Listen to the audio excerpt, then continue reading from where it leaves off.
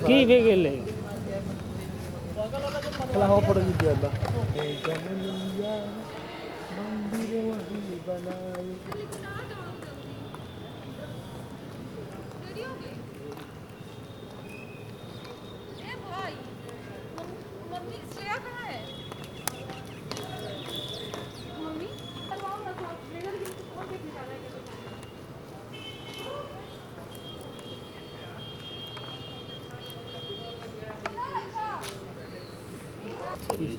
YouTube channel बना दे वो खर्चा लगतो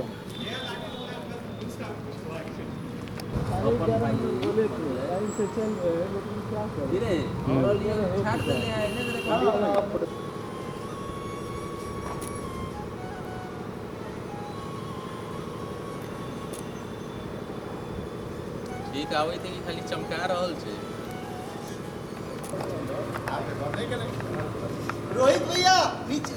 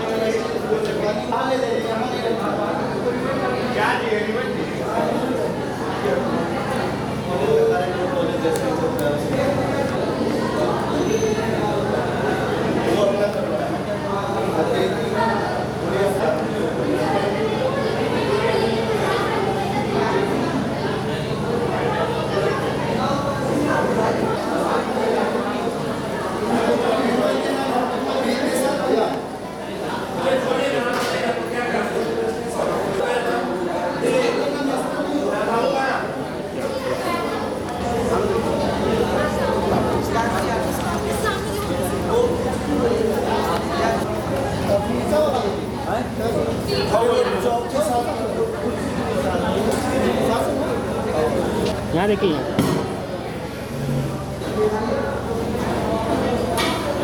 करते हैं और इस कार्यक्रम का शुभारंभ करते हैं। एक बार जोरदार तालियों के साथ सबसे पहले मैं अपना इंट्रोडक्शन दे रहा हूँ। मैं इंस्पेक्टर संजय कुमार अपनी टीम की तरफ से आप सभी इस प्रशिक्षण में भाग लेने वाले सभी विद्यार्थी एवं अधिकारी एवं शिक्षक को मैं हार्दिक स्वागत करता हूँ।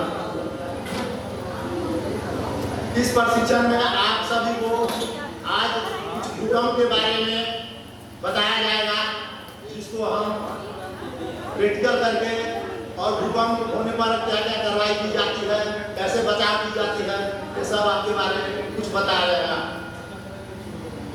आप सभी जानते हैं हमारा बिहार एक बहु आपदा प्रवण राज्य है, जिसमें प्रत्येक वर्ष बाढ़, भूकंप, वज्रपात, तूफान ये सब नाव दुर्घटना, सड़क दुर्घटना, प्राकृतिक आपदाएं एवं मानवीय आपदाएं घटित होती रहती है।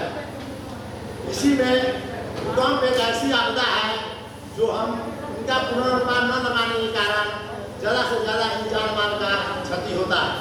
तो आइए हम आज भूकंप से बचाव के बारे में अपने प्रशिक्षकों द्वारा आप लोग को ग्राउंड में बताया जाएगा। थैंक यू, धन्यवाद। हमें क्या करना चाहिए, कैसे अपने आप को बचाना है, इसके बारे में हम लोग आज चर्चा करेंगे। ठीक है, तो जैसा कि हमारा बिहार बहु आपदा राज्य है, जैसे कि बाढ़ आता है, भूकंप आता है, उसके बाद अगजली होता है कि नहीं, मतलब बहु आपदा, बहुत सारा आपदा हम लोगों को देखने को मिलता है। ठीक है ना। तो सबसे पहले हम लोग जाने कि आपदा दो प्रकार का होता है। एक होता है जो प्राकृतिक आपदा है ना, और दूसरा होता है मानव निर्मित आपदा। तो प्राकृतिक आपदा जैसे कि एग्जाम्पल हो गया भूकंप, बाढ़, ठीक है ना, साइक्लोन का आना। उसके बाद मानव जनित आपदा हम उसे कहेंगे कहीं न कहीं मानवीय भूल के कारण उत्पन्न होता है कि नहीं, हमारी कहीं न कहीं भूल होता है, गलती होता है, जैसे कि ट्रेन एक्सीडेंट हो गया, जैसे कि प्लेन एक्सीडेंट हो गया है, या उसके बाद कभी कभी बाढ़ ही मानव निर्मित होता है। मान ली कहीं पे डैम बनाया है लोग किसी भी कारण से, जैसे कि बिजली उत्पन्न करने के लिए, वहाँ भी क्या होता है, कहीं कहीं मानव निर्मित बोल सकते हैं। ठीक है ना। तो आज हम लोग फोकस करेंगे भूकंप के बारे में। ठीक है, भूकंप से कैसे बचना है। प्लेट तीन तरह से मूवमेंट करता है। कभी कभी क्या होता है, जब प्लेट आपस में एक दूसरे की ओर आता है, उसके बाद जब प्लेट आप जहाँ पे हिमालय है, हिमालय में क्या होता है कि उस आसपास में दो प्लेट आपस में ज्वाइंट करता है। तो जहाँ पे पृथ्वी का दो प्लेट आपस में टेक्टोनिक प्लेट मतलब विशाल बना है, वही प्लेट टेक्टोनिक के कारण ही बना है। जब प्लेट क्या होता है कि आपस में एक दूसरे से जब आकर्षित होता है, जब टच करता है, तो क्या होता है कि बड़ी प्लेट छोटी प्लेट को दबा देता है। जब ओवरलैप होता है तो प्लेट मतलब छोटा सा प्लेट मतलब बहुत बड़ा प्लेट होता है, जैसे कि 2-4 देश एक प्लेट पे ही आ जाता है, इतना विशाल है। जब एक दूसरे में जब ओवरलैप करता है तो वो क्या होता है, उसका हाइट बढ़ जाता है। ठीक है ना। तो धीरे धीरे क्या हुआ, जब ओवरलैप हुआ तो हाइट बढ़ता गया और हिमालय का निर्माण हुआ। ठीक है। तो जहाँ पे जब दो प्लेट ज्वाइंट करता है तो हम लोग बोलते हैं फॉल्ट लाइन। जब दो प्लेट आपस में जहाँ पे जैसे कि मान लीजिए मतलब यहाँ पे दो टाइल जहाँ पे ज्वाइंट कर रहा है, तो इसी को हम लोग बोलते हैं फॉल्ट लाइन। और जब भूकंप आता है तो फॉल्ट लाइन पे सबसे ज़्यादा हानि होता है। आप लोग कहानी सुने होंगे, 1934 डेथ हुआ था हमारे बिहार के मुंगेर में। आखिर ये आप लोग बोलिएगा कि केंद्र था नेपाल में और यहाँ इतना क्यों डैमेज हुआ। इसका रीजन है कि जो मुंगेर है वही फॉल्ट लाइन पे बसा हुआ है। ठीक है ना। तो फॉल्ट लाइन पे होने के कारण इतना ज़्यादा क्षति हुआ। अगर उसका तीव्रता थी 8.3 के आसपास उसका तीव्रता था। अगर आज के डेट में अगर उतना तीव्रता का यदि भूकंप आता है तो आप समझ सकते हैं कि कितना बड़ा कैजुअलिटी होगा, है ना। लेकिन हमारे यहाँ जब भूकंप आता है तो हम लोग क्या करते हैं बचने के लिए। मान लीजिए अभी भूकंप आ गया यहाँ पे, तो आप लोग क्या कीजिएगा, सीधा हम लोग का मेंटली यही है कि सीधा यहाँ से भागना है, यही रहता है मन में। भूकंप आया और यहाँ से निकल जाना, ठीक है, यही रहता है ना कि बिल्डिंग से भागना है। लेकिन यदि आप भागना चाहेंगे तो नहीं बच पाएंगे। इसका क्या रीजन है कि अभी तक जो भी भूकंप आया है उसका मैक्सिमम टाइमिंग है लगभग 50 मिनट के आसपास, 50 से 55 मिनट ही। अब मान लीजिए अगर 4-5 तल्ला का बिल्डिंग है, यदि आप ऊपर में रहेंगे क्या आप भाग पाएंगे? हमको लगता है आप सीढ़ी से नीचे भी नहीं आ पाएंगे, तब तक आप उसके नीचे दब जाएंगे। इसीलिए भूकंप के बारे में जानना जरूरी है कि ये कितना टाइम तक रहता है, 1 मिनट से ज़्यादा नहीं रहता है। इसीलिए हमें भूकंप के दौरान भागने की कोशिश नहीं करना चाहिए। ताकि करना क्या चाहिए, है ना। ऐसा नहीं कि हम नहीं भागेंगे तो क्या करेंगे। तो इसमें क्या होता है कि एक ड्रिल बताया जाता है, जैसे यहाँ पे लिखा हुआ झुको, ढको और पकड़ो। जैसे कि मान लीजिए कि हम लोग अपने घर में पार्ट कौन सा होता है, जैसे कि पिलर हो गया। अगर बिल्डिंग गिरती है तो अगर पिलर के आसपास आप रहेंगे तो बचने की संभावना ज़्यादा होगा, ठीक है। अगर मान लीजिए कि पिलर नहीं है घर में, ठीक है, जैसे यहाँ पे फिगर दिखाई दे रहा है सभी लोगों को, दिख रहा है ना। तो सबसे पहले क्या करना है, पिलर खोजना है कि घर के मजबूत पार्ट का। पिलर नहीं है तो अपने चौकी के चार आप अपने हेड को नहीं ढक करके रखते हैं, अगर हिल रहा कई यकीन करते हैं हम लोग, और सोचते सोचते लगभग 10 से 15 मिनट हम लोग सोचने में टाइम वेस्ट कर देते हैं, है कि नहीं। उसके बाद हमें क्या करना है, उसके बाद अंदर जाएंगे, ठीक है, चलिए और पकड़िए, इस तरह से अपने आप को अंदर हिलना है और सही से पकड़ना है। अब मान लीजिए कि पकड़ना इसलिए है, अगर इस पे कुछ गिरेगा तो 6 चरण में करते हैं। जैसे एक ड्रामा होता है ना, पहले उस टाइम कैसे करना है उससे पूर्व का अभ्यास, जिसे मॉक ड्रिल कहते हैं। मॉक ड्रिल में क्या होता है, इसमें 6 पार्टियां बनाया जाता है। जैसे एक अलार्म टीम रहेगा, जैसे कहीं से सायरन बजाएगा कि भूकंप झुकना है, ठीक है। उसके बाद क्या करना है, एक टीम होता है निकासी दल, हम लोग बोलते हैं। निकासी दल का काम क्या होता है कि जैसे कि ये दरवाजा है, उसको पहले से प्लानिंग होता है कि जब भूकंप आएगा तो इधर से निकलना आसान होता है, ठीक है ना।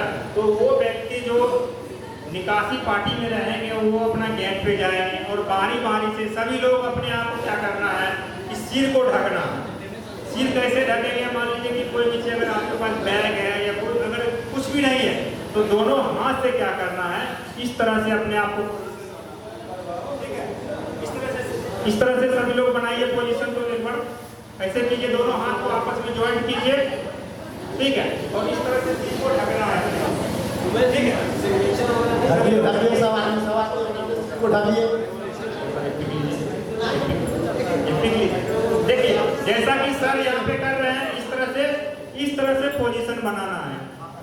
ये पोजीशन इसलिए बनाते हैं, मान लीजिए कि अगर हमारे बॉडी पार्ट पे अगर कुछ गिर जाता है तो अगर डैमेज भी होगा तो ठीक हो सकता है आसानी से।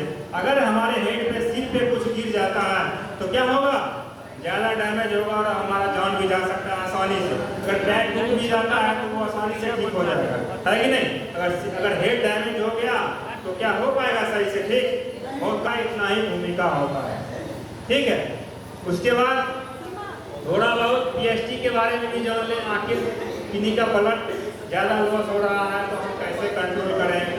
उसके बाद मान लीजिए किन्हीं का हार्ट टूट गया, फ्रैक्चर हो गया, हड्डी फ्रैक्चर, तो कैसे करेंगे, इसके बारे में भी थोड़ा जान लें।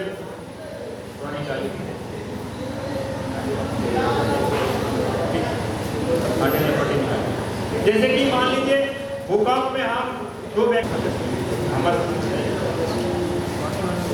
जैसे कि मान लीजिए ये तो स्प्लिट है और मेडिकल आइटम, ये आसानी से जहाँ तहाँ मिलता नहीं है। मान लीजिए कहीं पे रोड पे एक्सीडेंट हुआ, क्या ये मिलेगा हर जगह? नहीं मिलेगा। एक कॉपी भी ले सकते हैं इसके लिए, ठीक है ना। और यहाँ पे इस तरह से है फ्लेक्सिबल टाइप का होता है, अपने सुविधा अनुसार हम इसको मोड़ सकते हैं, ठीक है। अगर कॉपी आपके पास है, इस तरह से बना लेना है और मान लीजिए ये हाथ टूटा होगा, इस तरह से रखना है, ठीक है, इस तरह से सपोर्ट करना है और 2 कपड़ा ले लेना, ठीक है, इससे बांधना है।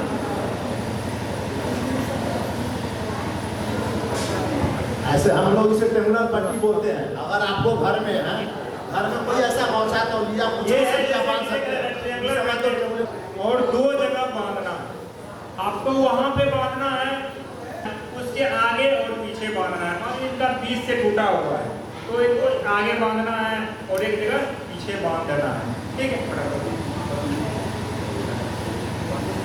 उसके बाद क्या करना है, 2 जगह बांधना है। आप देख लीजिए, अगर आपको बहुत ज्यादा मूवमेंट नहीं करेगा, हिलेगा नहीं है, लेकिन ये ऊपर नीचे तो हो रहा है ना। और स्टेबल करने के लिए हम लोग क्या करते हैं, सीलिंग स्वाद की कार्रवाई करते हैं, ठीक है ना। तो सीलिंग स्वाद में क्या करते हैं, सीलिंग स्वाद में क्या करते हैं, सीलिंग मतलब होता है जैसे सीलिंग फैन जैसे लटकाते हैं ना, वैसे अपना हाथ को लटका देना है। एक कॉर्नर पे गांठ दे देना, यहाँ पे एक गांठ दे करके, और उसके बाद देखिए कैसे हम लोग सीलिंग करते हैं।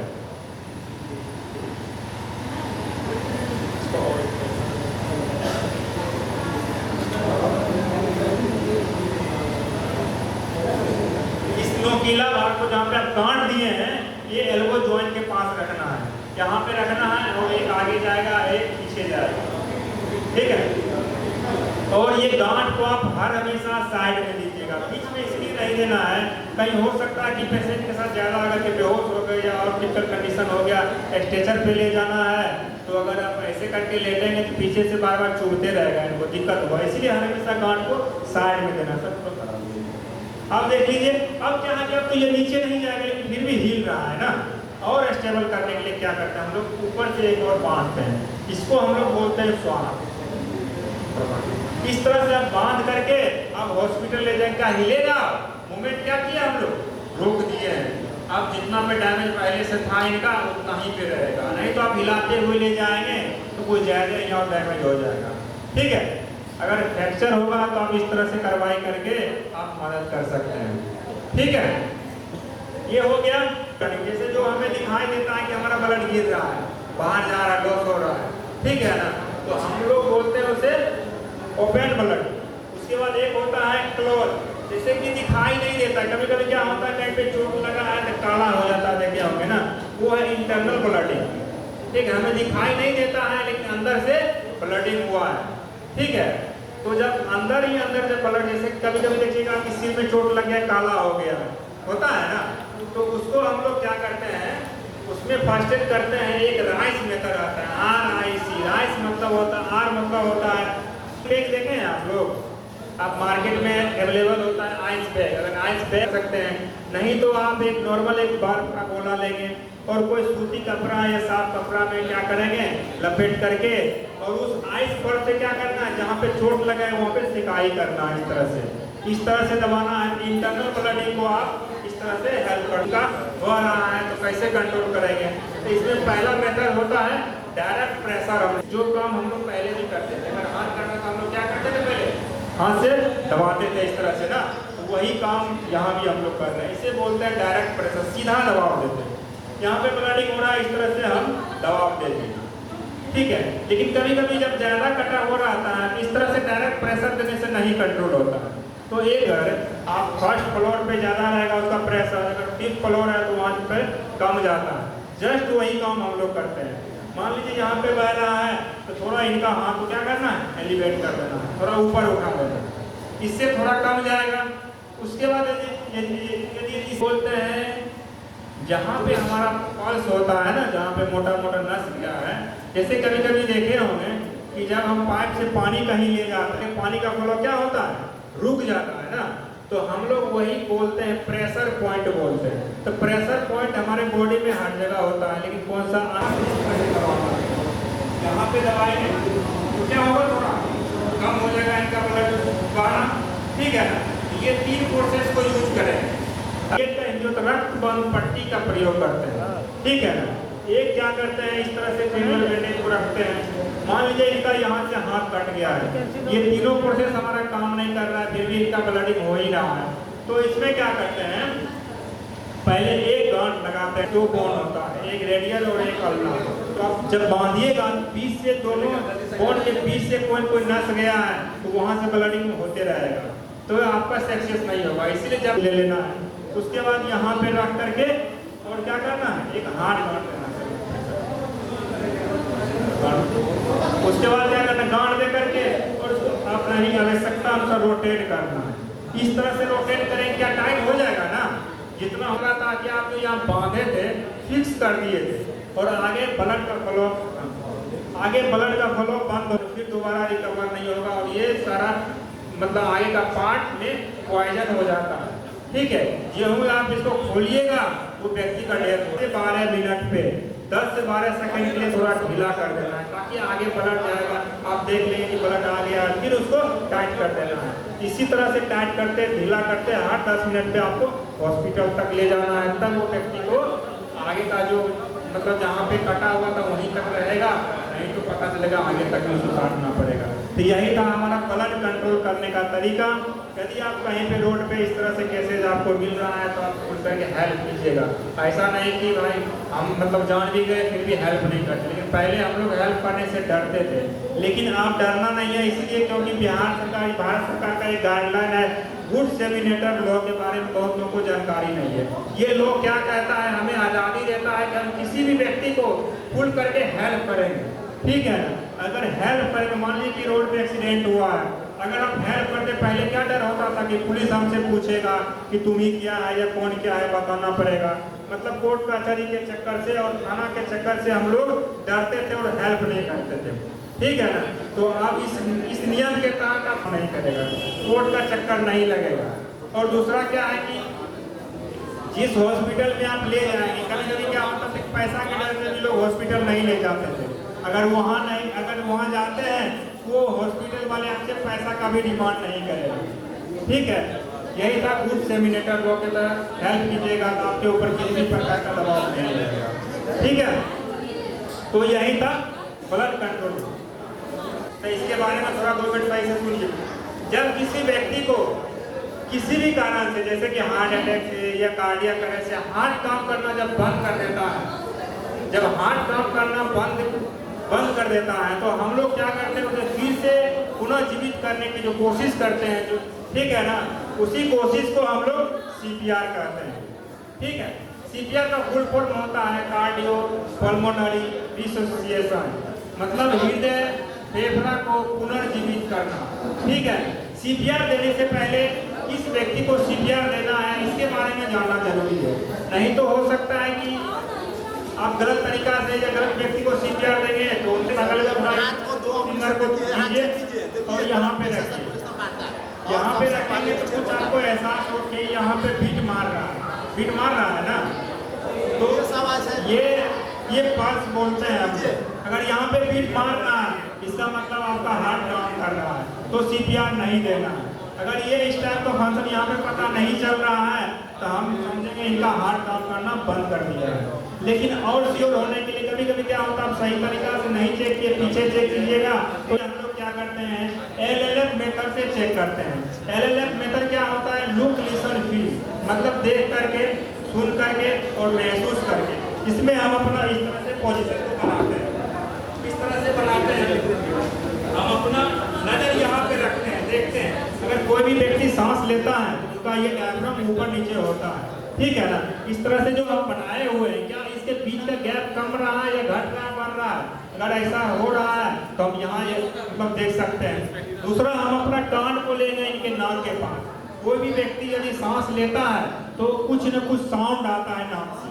जब हम कान लेंगे तो हम यहाँ सुन सकते हैं कि साउंड आ रहा है या नहीं आ रहा है। और तीसरे में क्या करना है, CPR में हमारा, थोड़ा शांत रहिए आप लोग, CPR में हमारा मकसद जैकार्ड प्रोसेस बोलते हैं। तो जैकार्ड प्रोसेस पे एक फिंगर को रखना है इस तरह से, और इसके बगल में 2 फिंगर को रखना है इस तरह से, इसके बगल में 2 फिंगर को रखना है। और उसके बाद अपना मास्टर हैंड को इनके बीच में रखना है। ये जो रिब्स है ना, ये बीच में यहाँ पे रखना है, ठीक है। इस रिब्स के बीच में अपना मास्टर हैंड को रखना है और फिर इस हाथ को बजा करके इस तरह से ग्रिप करना है, ठीक है। इस तरह से सही से ग्रिप करना है। तो फुल्ली वेट टूट भी सकता है क्योंकि ठीक है। तो फुल्ली वेट के साथ कंटिन्यू 30 बार दाहिने तरफ ही बैठना है, ठीक है। दाहिने तरफ इसलिए बैठना क्योंकि हमारा हाथ और बाएं तरफ, और 30 बार कंटिन्यू दबाना है काउंटिंग के साथ 1 2 3 4 5 इस तरह से काउंट करके। उसके बाद क्या करना है, 2 बार माउथ वेंटिलेशन देना है। इससे क्या करना है, CPR माउथ अवेलेबल नहीं होता है, लेकिन क्या करना, दिमाग का यूज करेंगे। यहाँ पे इसलिए यूज करेंगे कि हो सकता है कि जिस व्यक्ति को हम CPR दे रहे हैं वो व्यक्ति अंधे होगा, क्या होगा, आदान प्रदान हो, ट्रांसफर हो सकता है। इससे बचने के लिए हम लोग क्या करेंगे, इसलिए क्या करना है, नाक को कम कर देना है और थोड़ा सा ऊपर थोड़ा अच्छा से किया जाता है, ठीक है। इस तरह से पोजीशन बनाना है। यही सीरीज आपको कंटिन्यू रखना है, 30 बार दबाना है। पल्स प्रेजेंट हो गया है तो आपको CPR बंद कर देना है। यदि पल्स नहीं आया, पल्स अभी भी एब्सेंट है, तो CPR आपको कंटिन्यू जारी रखना है और तब तक जारी रखना है CPR दीजिएगा तो वो कारगर नहीं होगा। कारगर इसलिए नहीं होगा क्योंकि 4 से 6 मिनट के बाद हमारा ब्रेन सेल डेड होना शुरू हो जाता है। जब ब्रेन सेल डेड होता है तो फिर से दोबारा निकाल देंगे तो सक्सेस होने की चांसेस रहता है, ठीक है। तो हमारा यही पे CPR का क्लास हुआ। CPR संबंधित कोई क्वेश्चन है तो आप लोग पूछ सकते हैं। सरल शब्दों में हम लोगों को सेफ्टी के बारे में, ये थी NDRF की टीम। हम धन्यवाद ज्ञापित करते हैं और क्षमा प्रार्थी है कि पूरा सेशन हम ना ले पाए, तो हम सर से क्षमा प्रार्थी है कि इस सेशन की तरफ से इन बच्चों के लिए आवश्यक है तो ये पूरा करेंगे। और समय को देखते हुए हम कार्यक्रम को इस राष्ट्रीय युवा महोत्सव में जो आयोजित है नेहरू युवा केंद्र the art and culture foundation Sitamarhi की ओर से, जिनके साथ श्री राधा कृष्णन गोयनका कॉलेज के तत्वाधान में ये प्रस्तुति आज का जो आयोजन है ये आप लोग के बीच है। तो एक बार जोरदार ताली के साथ आप सबका स्वागत करते हैं। कृपया अपने लिए और हमारे आए हुए विशिष्ट अतिथि के लिए जोरदार ताली बजाकर इस कार्यक्रम का शुभारंभ करते हैं। आज राष्ट्रीय युवा महोत्सव है। ये स्वामी विवेकानंद के बारे में, उनके जन्म तिथि और स्वामी विवेकानंद से हम सभी लोग परिचित हैं। कहते हैं उठो जागो और तब तक नहीं रुको जब तक लक्ष्य की ना प्राप्ति हो जाए। तो आइए इस कार्यक्रम का शुभारंभ करते हैं और दीप प्रज्वलित के लिए हम अपने विशिष्ट अतिथि का मंच पर स्वागत करना चाहते हैं। हम एनएसएस की टीम के सदस्यों को चाहेंगे कि विशिष्ट अतिथि को स्टेज तक लेकर आए। Doctor R K. Yadav DMO Sitamarhi, हम सर का बहुत ही तहे दिल से स्वागत करते हैं। सर के लिए कुमार को कहते हैं कि सर को सम्मान पूर्वक स्टेज तक लाए। बहुत बहुत अगले विशिष्ट अतिथि में हमारे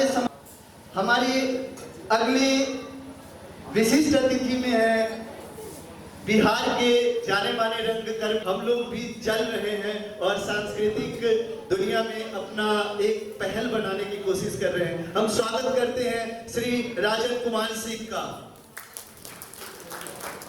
हम स्वागत करते हैं शशि रंजन राय जी का। ट्रस्ट के ओर से हम स्वागत करते हैं सर का। हमारे आयोजन टीम की ओर से पिरामल फाउंडेशन के साथ, और हम स्वागत करते हैं सुरेंद्र शाह जी का, जो Bhumija the art and culture foundation के अध्यक्ष हैं। हमारे जितने भी विशिष्ट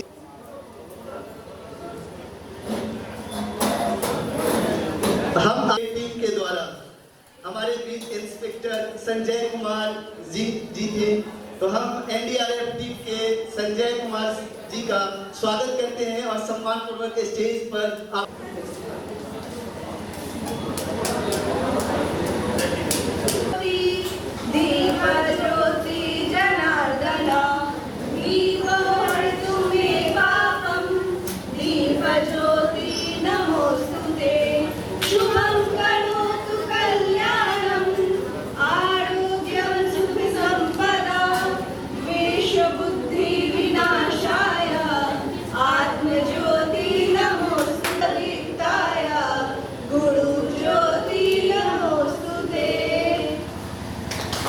अगली प्रस्तुति की ओर हम बढ़ते हैं और एसडीआरएफ टीम को सबसे पहले हम सम्मानित करेंगे जी का एक मोमेंटो के साथ।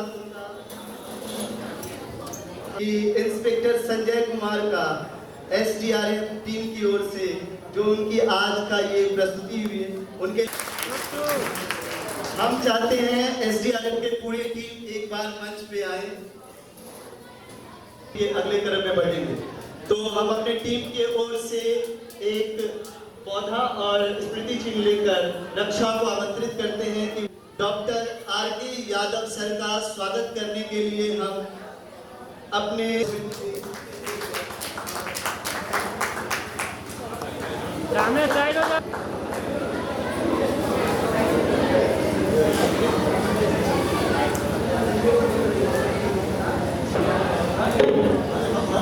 बहुत बहुत धन्यवाद। कमल सिंह डीपीआरओ सर को आमंत्रित करते हैं और भूमिजा के फाउंडेशन की तरफ से श्री सुरेंद्र शाह उनका स्वागत करें हम लोग।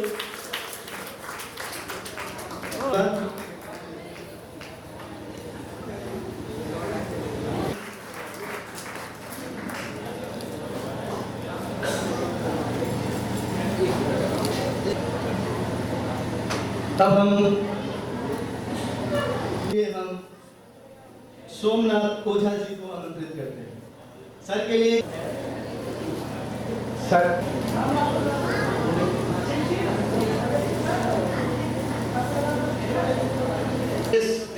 खास करके इस युवा दिवस पर इस प्रशाल में उपस्थित NYK, नेहरू युवा केंद्र, पीरामल फाउंडेशन, भूमिजा, गोयनका कॉलेज प्रशासन और विभिन्न भागों से आए आप सबों का आज के इस विशेष दिवस में विषय हैं। युवा दिवस क्यों मनाते हैं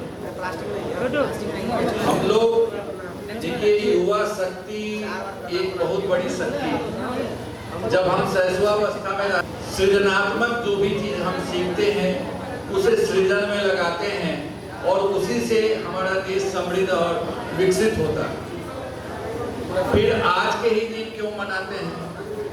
आज के दिन मनाने के पीछे मुख्य उद्देश्य यह है कि एक ऐसा भी युवा इस देश में हुआ है जिन्होंने अपने युवावस्था में अपने संकल्प शक्ति से केवल हिंदुस्तान को बल्कि विश्व में अपनी पहचान बनाई और एक नई दिशा। और यह बालक था नरेंद्र दत्त का जन्म 12 जनवरी को हुआ था। इसीलिए हम लोग 12 जनवरी को प्रतिवर्ष युवा दिवस के रूप में मनाते हैं। क्या अद्भुत थी उसमें सोच, ये हम लोग को आकर्षित करता है। और खासकर नरेंद्र बचपन से ही बहुत ही मेधावी था और सबसे अधिक वह चिंतन करता था।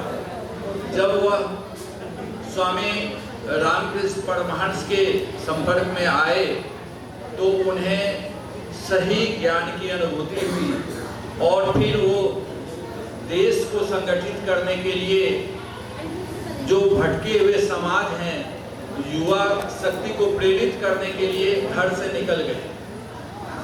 और घर से निकलने के बाद उन्होंने न केवल आश्रम में शिक्षा ग्रहण की बल्कि धर्म और युवा शक्ति को प्रेरित करने के लिए वे विभिन्न देशों में भ्रमण भी किए। इसी क्रम में शिकागो का उनका अभूतपूर्व भाषण सबके लिए प्रेरणा का स्रोत है। जबकि अमेरिका जैसे देश में जब ये स्वामी गणवेश में पहुंचे थे तो बहुत लोगों ने इन पर कटाक्ष भी किया था, लेकिन जिस शालीनता से इन्होंने उस बड़े शिकागो सम्मेलन में भारत का प्रतिनिधित्व किया वह आज भी सभी के लिए प्रेरणा का स्रोत है। और उन्होंने sisters and brothers of America से शुरुआत की और ये जो धर्म के प्रति संदेश दिया वो आज भी अनुकरणीय है हम लोगों के लिए। साथ ही उन्होंने शिक्षा के बारे में भी एक अलग अपने विचार को प्रकट किया कि शिक्षा केवल हमें डिग्री लेने या फिर धन उपार्जन का साधन नहीं बताता है, बल्कि सही शिक्षा तो वह है जो हमारे चरित्र का विकास करता है और हमें नैतिकता का पाठ पढ़ाता है। ये हमें स्वामी विवेकानंद जी ने बताया। आज के युवाओं में भी यह अनुकरण करने के योग्य है। हमें केवल इस बात पर ध्यान नहीं देना चाहिए कि हम उच्च शिक्षा डिग्री हासिल कर किसी तरह से पद को प्राप्त करें और फिर धन लोलुपता में शामिल हो जाएं। रादर हमें जरूरत है एक संस्कार विकसित करने की और चरित्र निर्माण की, जिसकी आज के दिन में भारत में बहुत अधिक आवश्यकता है। मैं तो इस मंच से एक ही चीज कहूँगा कि पढ़ लिख कर बहुत ऊंचा ओहदा पाना उतना जरूरी नहीं है कि आप बड़े ऊंचे ओहदे पर पहुंच जाएं और गलत तरीके से धनोपार्जन करें। उससे अच्छा है कि आप सामान्य जीवन जीकर अगर अपने स्वचरित्र के साथ समाज के सर्वांगीण विकास में कुछ भी योगदान देते हैं तो वह शायद ज्यादा अच्छा है बनिस्बत इसके जिन्होंने कहीं से शिक्षा ली है और फिर भी जिस भाव से उन्होंने आपको बताया और फर्स्ट एड के बारे में कैसे हमें राहगीर को जो एक्सीडेंट से सफ़र किए हैं उसको कैसे मदद करना है उसके बारे में बताया है, निश्चय ही अनुकरणीय है। और फिर उन्होंने CPR के बारे में भी बताया। जहाँ तक उनकी जानकारी थी उन्होंने बहुत ही अच्छे ढंग से आपको बताने का प्रयास किया। तो हम युवाओं से चाहेंगे कि आप लोग इसको अनुकरण करें और एक बहुत अच्छा संदेश उन्होंने दिया। आज के दिन में सही माने में हम लोग रोड पर चलते एक्सीडेंट जो भी घायल हो गए हैं उसे छोड़कर भागते हैं। और एक नई चीज आ गई है आजकल कि लोग उसकी मदद करने के बजाय, उस जख्मी की मदद करने के बजाय वीडियो बनाने लगते हैं मोबाइल से। हालांकि कुछ हद तक वह मददगार है ताकि आप दूसरे को संदेश भेज सकते हैं, कहीं सूचना दे सकते हैं, लेकिन उससे पहले जरूरत है उसके जान की बचाने की, जान की रक्षा करने की। जो आपका छोटा सा प्रयास, अगर आप उसको ब्लीडिंग को प्रिवेंट कर देते हैं या फिर जो CPR के बारे में बताया, अगर सही ढंग से उसको ट्रेनिंग लेकर के करते हैं तो बहुत ही लोगों की जान बचाई जा सकती है। खास करके ब्लीडिंग रोकना तो बहुत जरूरी है ताकि अस्पताल पहुंचने तक वह कम से कम व्यक्ति जीवित रहे। और साथ ही साथ हमें इस भावना का भी संचार होना चाहिए कि वो हमारी मदद चाहता है, हम उसको लेकर अस्पताल पहुंचाएं, या नहीं कि उसे तड़पता हुआ छोड़कर चले जाएं। हमारे कानून व्यवस्था में कुछ दोष था जिसके कारण हमारे युवा भाग चाह करके भी नहीं करते थे और उन्हें डर लगता था कि पुलिस इंटरोगेशन से गुजरना पड़ेगा और हमारी ऊपर तरह तरह की फिर इंक्वायरीज होंगे, कहीं हमें ना लपेट दिया जाए उसमें।